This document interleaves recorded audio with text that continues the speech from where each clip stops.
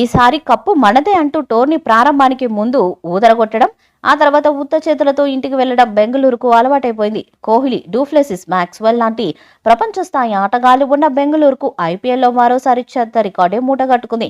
విరాట్ కోహ్లీని కాదని డూప్లెసిస్ కి కెప్టెన్సీ అప్పగించిన ఐపీఎల్లో బెంగళూరు జాతకం మారలేదు. 8 మ్యాచ్లు ఆడి కేవలం ఒక్క విజయంతో పాయింట్ల పట్టికలో చివరి స్థానంలో నిలిచింది.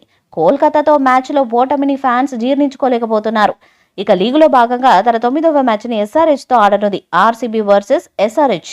ఈ మ్యాచ్ ఈ నెల 25న హైదరాబాద్లో జరగనుంది. ఈ మ్యాచ్కి ఆర్సీబీ తుది జట్టును చూస్తే Virat Kohli, Faf du Plessis, Will Jacks, Patidar, Cameron Green, Prabhudessai, Mahipal Lomror, Dinesh Karthik, Karn Sharma, Siraj, Ferguson, Yash Dayal తుది జట్టులో ఉండే అవకాశం ఉంది. ఇక ఈ మ్యాచ్లో టాస్ గెలిస్తే ఆర్సీబీ ముందుగా బ్యాటింగ్ చేసే అవకాశం ఉంది. మొదట బ్యాటింగ్ చేసి తర్వాత బౌలింగ్లో కట్టడి చేయాలని చూస్తుంది. కోహ్లీ, డూప్లెసిస్ ఫామ్లో ఉన్నప్పటికీ మిగతా ప్లేయర్స్ విఫలం అవ్వటం ఆర్సీబీని దెబ్బతీస్తుంది. మరి 9వ మ్యాచ్లో అయినా ఆర్సీబీ గెలిచి విజయాల బాట పడుతుందా అన్నది చూడాలి. ఇక ఆర్సీబీలో దినేష్ కార్తిక్ మంచి ఫామ్లో ఉన్నాడు. RCB wicket keeper Dinesh Karthik అరుదైన ఘనత సాధించాడు. 250 మ్యాచ్లు ఆడిన మూడో ఆటగాడిగా రికార్డులకు ఎక్కారు. కేకేఆర్తో జరిగిన మ్యాచ్లో ఆయన ఈ ఘనతను అందుకున్నారు.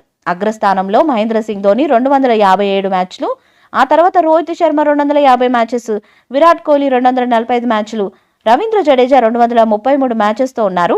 కాగా దినేష్ కార్తిక్ 2008 ఐపీఎల్ ప్రారంభం నుంచి ఆడుతూ వస్తున్నాడు. 2008లో ఢిల్లీ డేర్ డెవిల్స్ తరపున ఐపీఎల్లో అడుగుపెట్టిన కార్తిక్ వివిధ జట్ల తరపున అన్ని సీజన్స్లోనూ ఆడాడు. ఈ ఐపీఎల్ సీజన్లో డీకే ఆకాశమే హద్దుగా చెలరేగుతున్నారు. ఏకంగా 205 స్ట్రైక్ రేటుతో 226 పరుగులు బాదారు. ఇక మ్యాచ్ విషయానికి వస్తే ఈ సీజన్లో ఆర్సీబీ మరో ఓటమిని మూటగట్టుకుంది. తాజాగా కేకేఆర్తో జరిగిన ఉత్కంఠ పోరులో ఒక్క పరుగు తేడాతో పరాజయం పాలైంది. 223 రన్స్ టార్గెట్తో బరిలోకి దిగిన ఆ జట్టు 221 పరుగులకే పరిమితమైంది.